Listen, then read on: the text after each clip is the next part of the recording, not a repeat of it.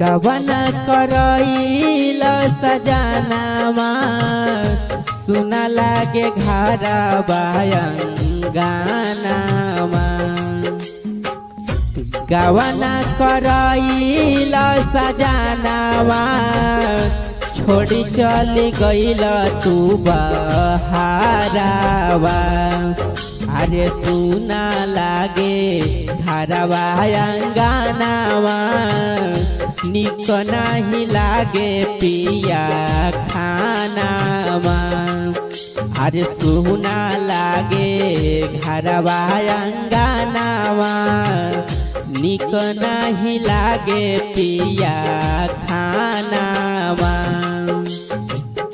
गवना करइल सजनावा चली गइल छोड़ी के बहारावा।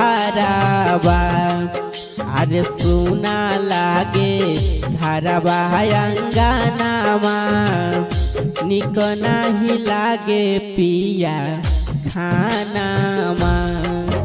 अरे सुना लागे घरवा अंगनावा निक नहीं लागे पिया खानावा।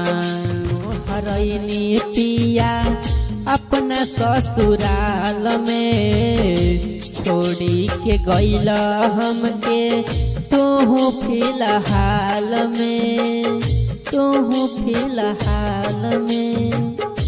नयनो हरैनी पिया अपना ससुराल में छोड़ी के गइल हमके तोहू फिलहाल में।